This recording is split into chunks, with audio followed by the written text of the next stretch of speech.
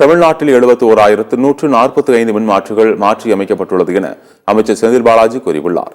இன்று சட்டப்பேரவையில் நடைபெற்ற வாதத்தில் மதுரையில் மின் நுகர்வு அதிகமாக இருக்கும் காரணத்தினால் துணை மின் நிலையம் மற்றும் மின்மாற்றிகள் மாற்றியமைக்கப்படுமா என ஆர்.பி. உதயகுமார் கேள்வி எழுப்பினார். இதற்கு பதிலளித்த அமைச்சர் செந்தில் பாலாஜி, மதுரை மாவட்டம் திருமங்கலம் பகுதியில் 3 துணை மின் நிலையங்கள் அமைப்பது தொடர்பாக அறிவிப்பு வெளியிடப்பட்டது எனவும், தமிழகத்தில் கடந்த 3 ஆண்டுகளில் 71,145 மின்மாற்றிகள் மாற்றி அமைக்கப்பட்டுள்ளது எனவும் கூறினார்.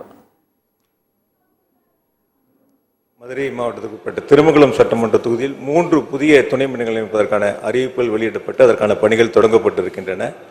ஒட்டுமொத்தமாக தமிழ்நாடு முழுவதும் 11,509 ஓவர்லோட் இருக்கக்கூடிய மின்மாற்றிகள் கணக்கெடுக்கப்பட்டு, அதேபோல லோ வோல்டேஜ் 8,105 கணக்கெடுக்கப்பட்டு முழுமையாக அவை மாற்றி அமைக்கப்பட்டிருக்கின்றன. புதிதாக 51,532 மின்மாற்றிகள் மாற்றி அமைக்கப்பட்டு ஒட்டுமொத்தமாக இந்த 3.5 ஆண்டுகளில் 71,145 மின்மாற்றிகள் மாற்றி அமைக்கப்பட்டிருக்கின்றன. அதில் மாண்புமிகு உறுப்பினருடைய சட்டமன்ற தொகுதியிலும் பல்வேறு புதிய மின்மாற்றிகள் அமைக்கப்பட்டிருக்கின்றன.